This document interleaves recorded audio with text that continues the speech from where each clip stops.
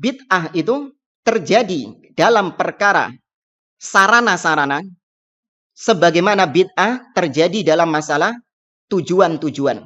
Ya, disebutkan oleh beliau, al-bid'ah takunu fil wasail kama annal bid'ah takunu fil ghayat. Ya, bid'ah itu juga terjadi dalam masalah sarana. Jadi bukan hanya dalam tujuan, bukan hanya dalam ibadah intinya, tidak, tapi juga dalam sarananya itu juga ada kebid'ahan di situ.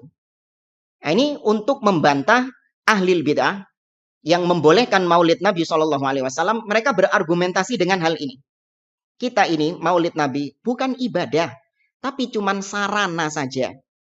Ya, ini bukan ibadah, tapi hanya sarana saja. Nah, ini juga disinggung oleh beliau, bahwa bid'ah itu bukan hanya dalam masalah ibadahnya, tapi juga dalam masalah sarananya. Kemudian yang kedua, juga untuk membantah ya sebagian dai yang mengatakan bid'ah itu hanya terjadi dalam urusan ibadah saja, tidak dalam urusan sarana. Sehingga sebagian mereka memunculkan metode-metode dakwah yang bid'ah. Seperti berdakwah lewat musik, atau berdakwah lewat drama-drama film misalnya. Kata mereka, wah ini kan cuma sarana saja. Kalau sarana itu bebas. Ya, tidak ada kebid'ahan. Yang bid'ah itu adalah ibadahnya. Tujuannya itu baru bid'ah. Nah, ini keliru. Ya, bid'ah itu juga terjadi dalam sarana. Apa dalilnya?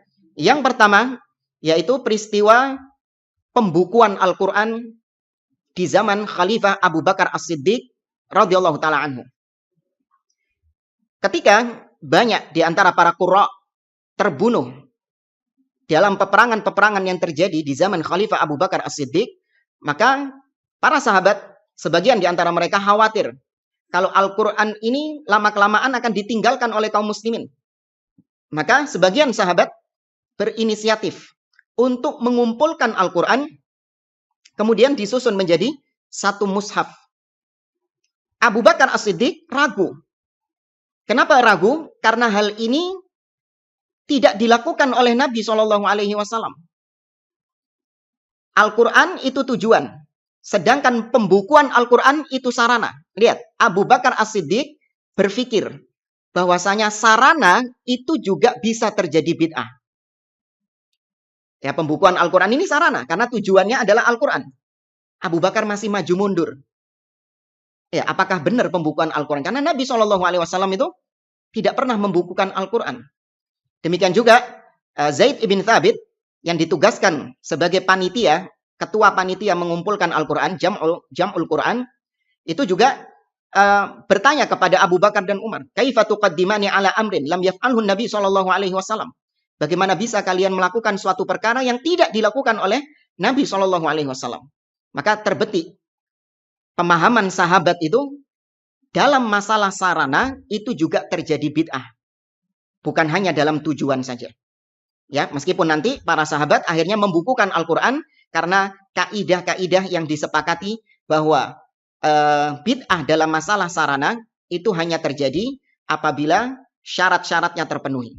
Nanti akan disebutkan apa syarat-syaratnya. Sarana itu juga dikatakan sebagai perbuatan bid'ah. Kemudian dalil yang kedua adalah apa yang diriwayatkan oleh Imam Ad-Darimi ketika Abdullah bin Mas'ud radhiyallahu taala anhu mentahdzir orang-orang yang berzikir dengan menggunakan kerikil-kerikil. Ini masyhur kisah Abdullah bin Mas'ud radhiyallahu anhu. Beliau mendengar ada sekelompok manusia yang berzikir secara berjamaah dengan menggunakan kerikil. Zikirnya bukan hal yang bid'ah, tapi sarana yang mereka kerjakan itu bid'ah. Abdullah bin Mas'ud datang kepada mereka, kemudian mengatakan kepada mereka, ringkasnya Abdullah bin Mas'ud mengatakan, waihakum ya ummat Muhammad, ma asra'a halakatakum, haula'i sahabatu nabiyyikum mutawafirun, wa hadhihi aniyatuhu lam tuksar, wa thiyabuhu lam tabla. Wahai umatnya Muhammad, celaka kalian, alangkah cepatnya kalian binasa. Mereka para sahabat Nabi SAW masih ada di tengah-tengah kalian. Bejana-bejana Nabi masih belum rusak. Pakaian Nabi masih belum usang. Kemudian Abdullah bin Mas'ud mengatakan kepada mereka, a'innakum ala millatin hiya ahda min millati Muhammad am antum muftatihu babi dhalalah. Apakah kalian hanya punya dua pilihan? Apakah kalian merasa apa yang kalian lakukan ini lebih baik daripada apa yang dahulu dikerjakan Nabi Shallallahu Alaihi Wasallam, atau memang yang kedua kalian membuka pintu-pintu kesesatan. Perhatikan di sini Abdullah bin Mas'ud mentahdzir, mencela, memperingatkan sarana mereka yang bid'ah. Bukan zikirnya yang bid'ah, tapi sarana mereka yang bid'ah. Nah, jamaah yang dimuliakan oleh Allah Subhanahu wa taala, Syekhul Islam Ibnu Taimiyah rahimahullah menyebutkan dalam kitabnya Al-Iqtida tentang dawabit. Ketentuan-ketentuan kapan sarana itu bisa dikategorikan sebagai bid'ah dan kapan sarana tidak dikategorikan sebagai bid'ah.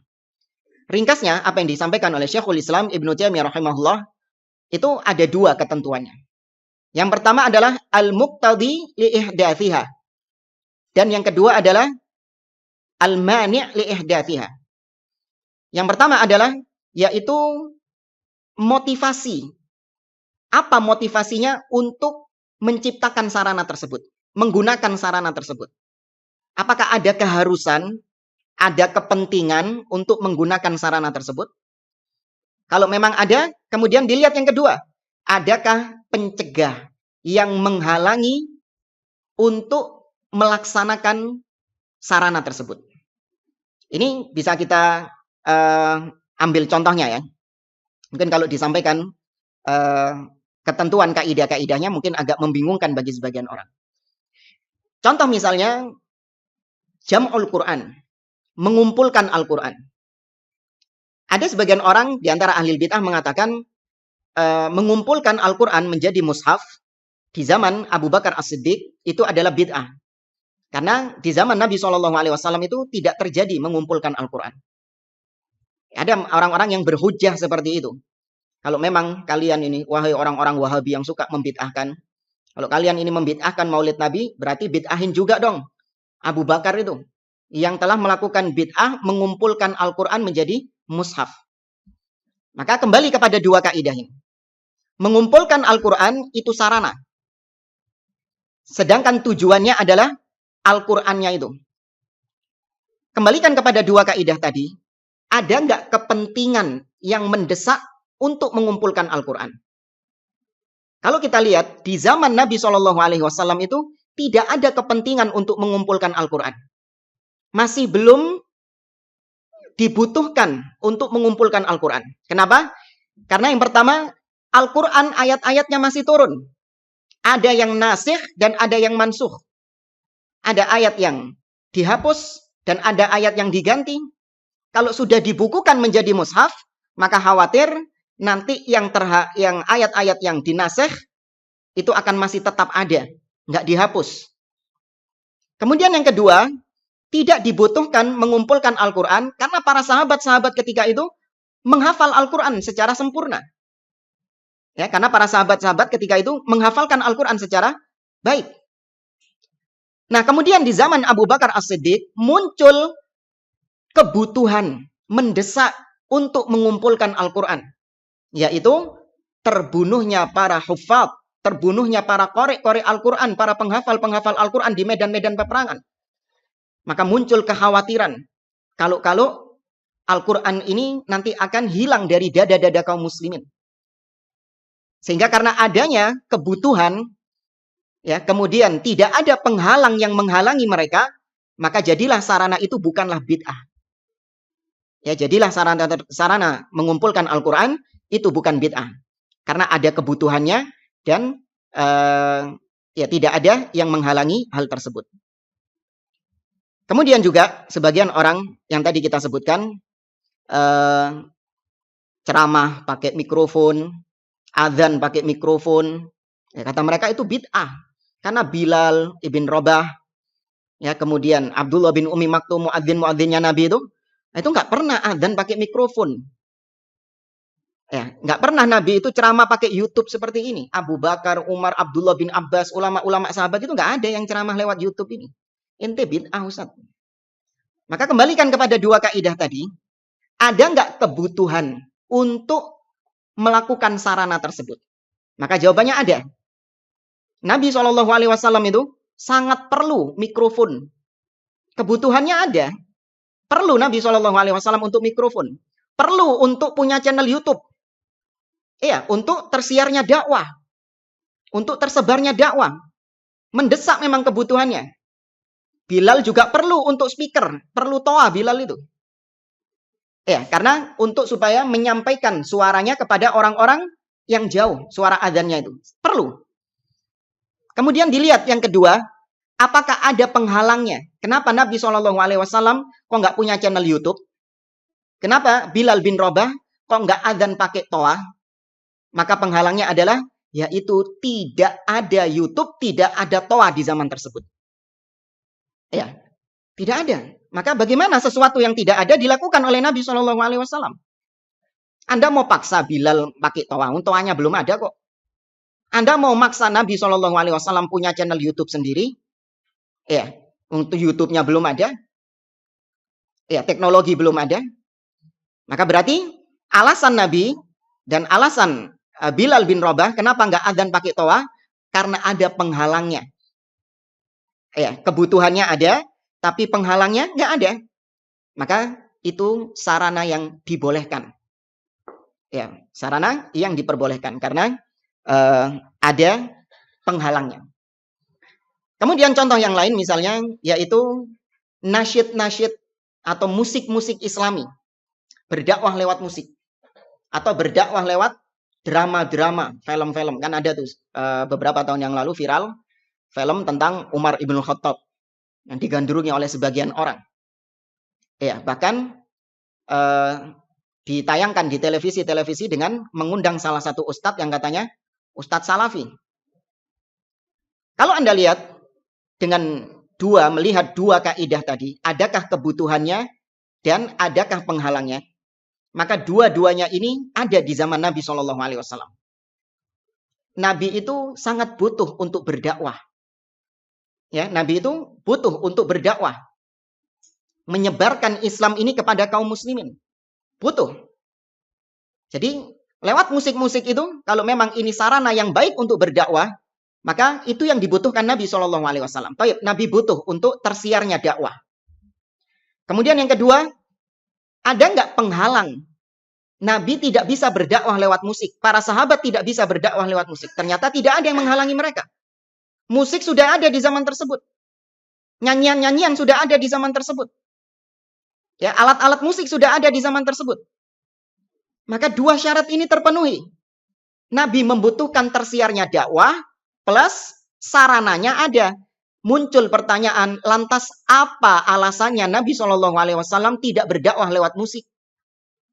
Apa alasannya para sahabat tidak menggunakan alat musik sebagai media dakwah? Kenapa mereka tidak main film? Atau pakai drama-drama itu? Maka kalau ini dipahami, berarti itu adalah bid'ah. Sarananya bid'ah. Karena konsepnya, kata para ulama, lau kana khairan la sabaquna ilaih.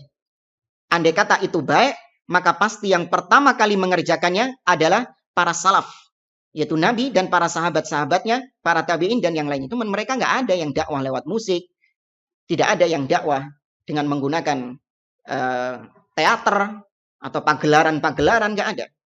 Sebagian orang beralasan, Ustadz, sekarang ini kalau dakwah verbal, disampaikan ayat-ayat, disampaikan hadis-hadis, orang-orang itu nggak respect. Ya, orang-orang itu nggak seneng, nggak mendengarkan, nggak tertarik dengan hal-hal seperti itu. Tapi coba kalau dakwahnya lewat musik, dakwahnya lewat film, lewat pagelaran-pagelaran, ini lebih menarik hati seseorang sehingga mereka mau bertobat, sehingga mereka mau kembali kepada Islam yang benar, sehingga mereka mau ke masjid melaksanakan sholat. Maka kata para ulama, perbuatan manusia yang meninggalkan perintah Allah dan mengerjakan maksiat Allah tidak boleh dijadikan alasan untuk Anda berbuat bid'ah dalam berdakwah. Kalau manusia berbuat maksiat, maka kewajiban mereka adalah diperintahkan untuk bertobat kepada Allah.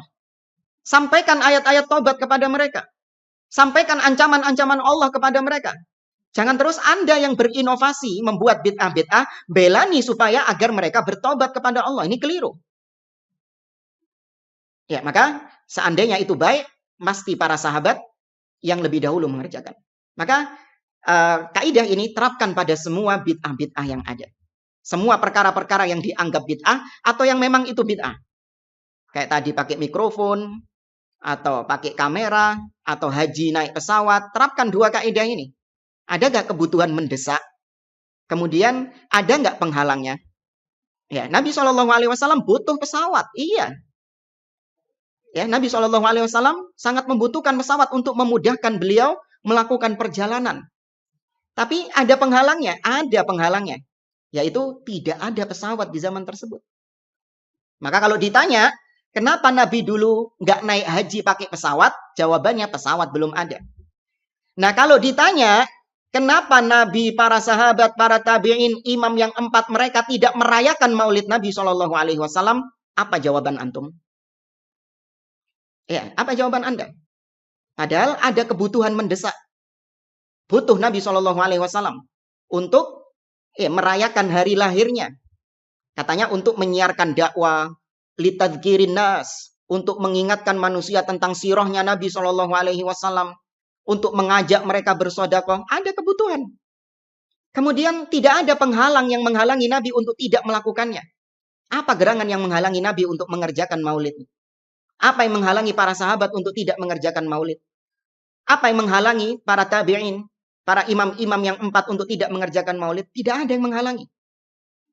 Muncul pertanyaan, lantas berikan kami satu jawaban, lantas kenapa mereka tidak melaksanakan, merayakan hari lahirnya Nabi SAW?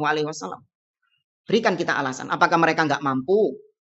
Atau nggak sempat? Atau nggak terpikirkan? Loh, kalau mereka tidak terpikirkan, ajaib orang-orang sekarang bisa terpikirkan. Lebih canggih daripada Abu Bakar, lebih canggih daripada Umar, para sahabat. Ini pertanyaan yang harus dijawab. Bagi mereka-mereka yang melegalkan maulid Nabi SAW, jawab pertanyaan ini. Silakan jawab di kolom komentar. Ya, sebutkan kami satu alasan apa gerangan yang menyebabkan Nabi, para sahabat, para tabi'in, dan para ulama-ulama setelahnya, mereka tidak pernah merayakan maulid Nabi SAW. Apa alasannya? Kalau kita punya alasan, kenapa Nabi nggak naik haji pakai pesawat? Karena pesawat belum ada. Kenapa Nabi nggak ceramah lewat YouTube, nggak pakai mikrofon? Karena belum ada. Ada yang menghalangi Nabi SAW. Ya, ini kaidah yang penting. Kalau ini dipahami, maka memutus semua rantai bid'ah-bid'ah. Terputus sudah. Mau itu tahlilan, peringatan kematian, manakiban. Saya terapkan ini kaidah ini.